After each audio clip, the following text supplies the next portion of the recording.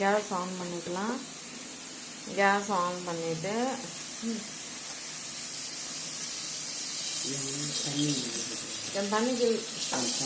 தண்ணியில் இருக்கக்கூடாது. அதனால் அந்த தண்ணி நல்லா காஞ்சிடணும்.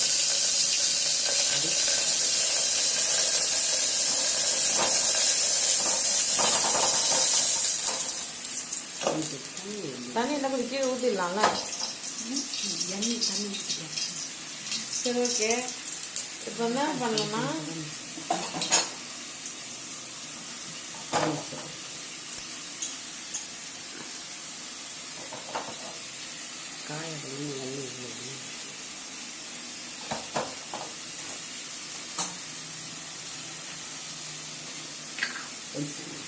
எண்ணெய் ஊற்றிக்கலாம்.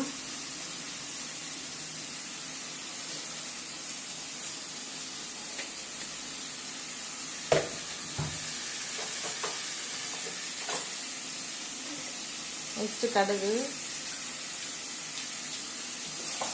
ஹலோ ஃப்ரெண்ட்ஸ், இப்போது இன்றைக்கி இந்த வீடியோவில் என்ன பார்க்குறோம் அப்படின்னு பார்த்தீங்கன்னா கத்திரிக்காய் தொக்கு ரெசிபி அதுதான் நம்ம பார்க்க போகிறோம். கத்திரிக்காய் தொக்கு எப்படி சமைக்கலான்ட்டு. இப்போ பாருங்கள், அந்த கடுகு பொரிஞ்சதுக்கப்புறம் ஆனியனை வந்து நம்ம வந்து நறுக்கி வச்சுக்கணும் இல்லையா, அதை வந்து போட்டுட்டோம்.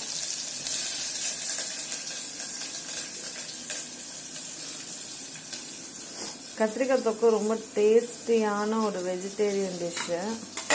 இந்த ரெசிபி எல்லாருக்குமே பொதுவாக ரொம்ப ரொம்ப பிடிக்கும். இது ரொம்ப ஈஸி சமைக்கிறதுக்கு.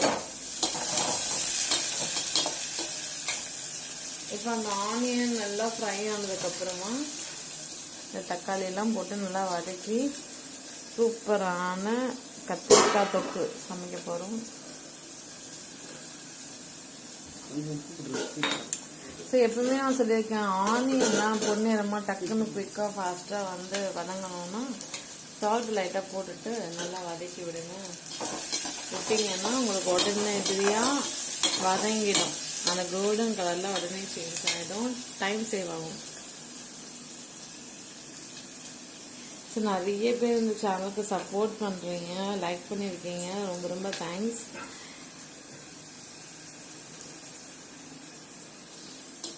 எங்கள் சேனலை சப்ஸ்கிரைப் பண்ணாமல் பார்த்துட்ருக்கவங்களாம் தயவு செஞ்சு சப்ஸ்கிரைப் பண்ணிக்கோங்க.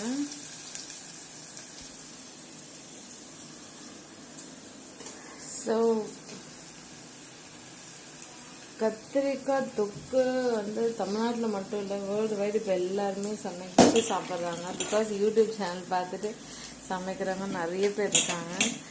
ஸோ எங்களோட யூடியூப் சேனலில் நிறைய குக்கிங் வீடியோஸ்லாம் போட்டிருக்கோம். ஸோ சப்ஸ்கிரைப் பண்ணிவிட்டு எல்லா வீடியோஸும் எல்லா குக்கிங் வீடியோஸும் கண்டிப்பாக பாருங்கள். உங்களுக்கு குக்கிங்கை பற்றி ஒரு நல்ல நாலேஜ் கிடைக்கும். பாருங்கள், இது கத்திரிக்காய் தொக்கு சமைக்க போகிறோம் இல்லையா. ஸோ அதனால் நம்ம ஆல்ரெடி வந்து கொஞ்சம் புளி எடுத்து தண்ணியில் வச்சு ஊற வச்சிடணும். இப்போ என்ன பண்ணுறோன்னா அந்த புளி கரைச்சல் வந்து ரெடி பண்ணுறோம். இது மாதிரி தான் நல்லா கரைச்சி விட்டுக்கணும்.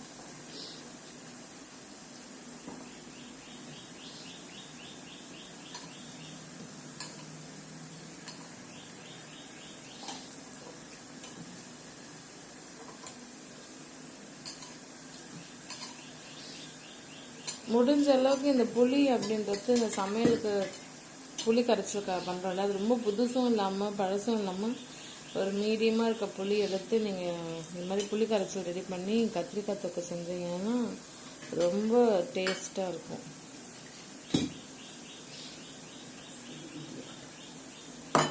பாருங்கள், புளி கரைச்சல் கூட ரெடி பண்ணியாச்சு. இப்போ பார்த்தீங்கன்னா அது நல்ல ஒரு கலர் சேஞ்ச் ஆகிடுச்சுங்க. நெக்ஸ்ட் வந்து இந்த தக்காளி குட்டி குட்டியாக கட் பண்ணி வச்சுருந்தோம்னா அதையும் போட்டுட்டு நல்லா வதக்கி விட்டுருவோம்.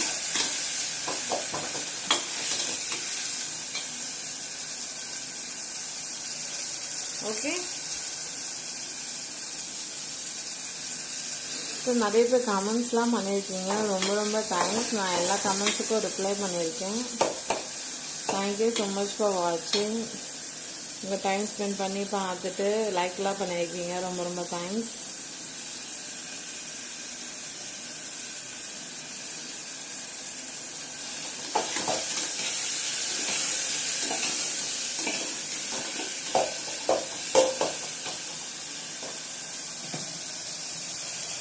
பார்த்தீங்கன்னா இது நல்லா வதங்கிட்டு இருக்கு இல்லையா. இப்போது நம்ம ஆல்ரெடி கத்திரிக்காவை நீட்டு வாக்கில் அரிஞ்சு தண்ணியில் போட்டு வச்சுருந்தோம்ல, அதை வந்து எடுத்து அதில் போடுறோம். எப்பவுமே கத்திரிக்காவை தண்ணியில் தான் போட்டு வைக்கணும், இல்லைன்னா டக்குன்னு கருப்பு கலரில் மாறிடும். ஓகேங்களா. ஸோ அதனால் எப்பவுமே இது மாதிரி தண்ணியில் கட் பண்ண கத்திரிக்காவை போட்டு வைக்கணும். போட்டுட்டு இப்போ எடுத்து அது போட்டு நல்லா இது மாதிரி கிளறி விட்டுக்கணும்.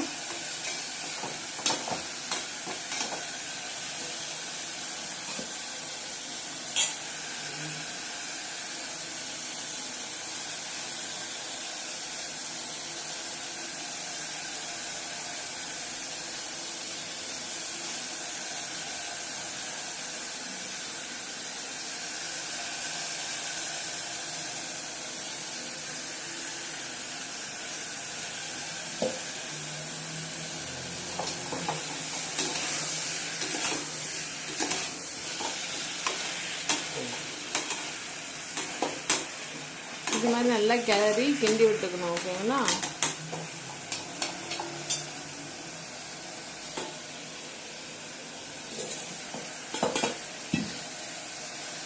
கத்திரிக்காய் தொக்கு வந்து பார்த்தீங்கன்னா நல்லா சுட்டு சுட்டு சாப்பாட்டுக்கெல்லாம் போட்டு சாப்பிட்டீங்கன்னா செம்ம டேஸ்ட்டாக இருக்கும். கண்டிப்பாக உங்கள் வீட்டில் இது மாதிரி சமைச்சு ட்ரை பண்ணி பாருங்கள்.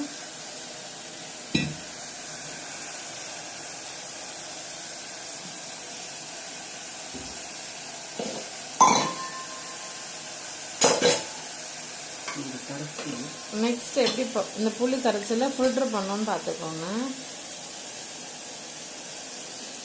இது மாதிரி தான் நாங்கள் எல்லாம் ஃபில்டர் பண்ணுவோம் அந்த புளி கரைச்சலை.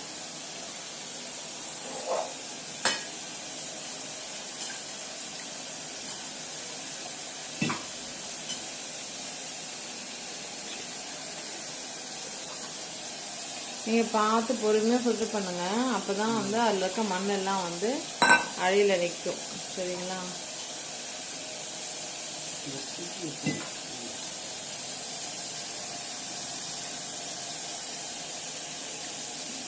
ஃபில்டர் பண்ணி அந்த திப்பியெல்லாம் தனியாக எடுத்துடணும். இது வந்து நீங்கள் சாமான் தொலக்கத்துக்கெலாம் யூஸ் பண்ணிக்கலாம் அந்த திப்பியை.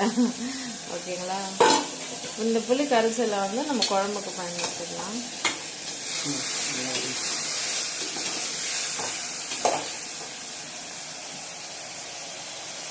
பாருங்க அந்த காய் நல்லா வதங்கிட்டு இருக்கு இல்லையா. இந்த டைம்ல நம்ம என்ன பண்ணலாம்னா மிளகாய்த்தூள் உங்கள் காரத்துக்கு ஏற்ற மாதிரி, காரம் கம்மியாக சாப்பிடுவீங்கன்னா ஒரு 2 டீஸ்பூன் வந்து ஸ்டாப் பண்ணிக்கலாம்.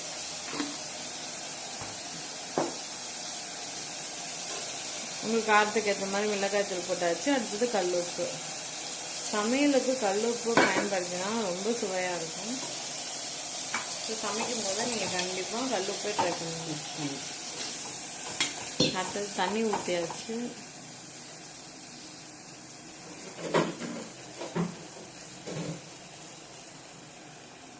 ஸோ தண்ணி ஊற்றிட்டு இது மாதிரி நல்லா கிளறி விட்டுக்கலாம்.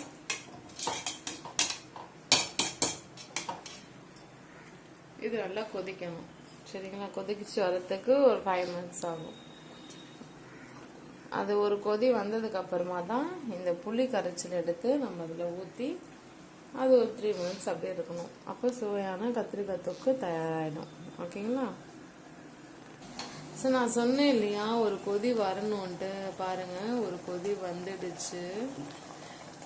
இப்போ அது கொதிக்கிறதுக்கு உங்களுக்கு நல்லா தெரியுதா. நல்லா முட்டை முட்டையாக விட்டு நல்லா கொப்பளி. ஏன்னா நிறைய பேர் கேட்குறாங்க கொதிக்கிறதுன்னா என்னன்னு கேட்குறீங்க. இப்படி பாருங்கள் இந்த பார்த்து தான் கொதிக்கிறது. ஓகேங்களா. ஸோ தென் புளி கரைச்சல்.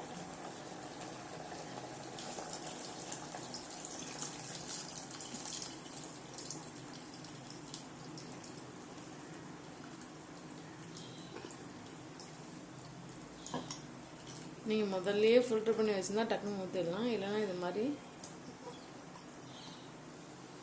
பொறுமையாக ஃபில்டர் பண்ணிக்கோங்க.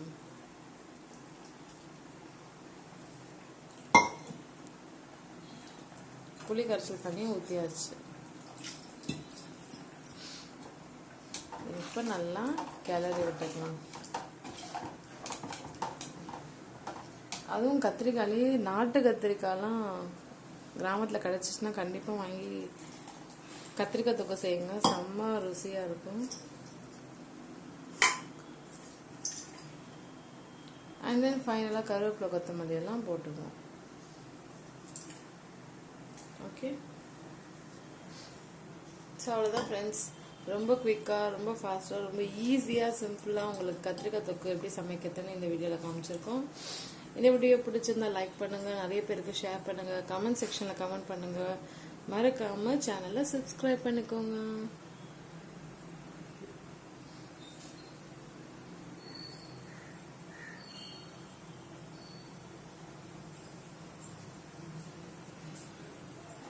ஸோ பாருங்கள், குழம்பு நல்லா கொதிச்சு வந்துடுச்சு. ஸோ சூப்பரான கத்திரிக்காய் தொக்கு தயாராகிடுச்சு. தேங்க்யூ ஸோ மச் ஃபார் வாட்சிங் ஃப்ரெண்ட்ஸ். பாய்.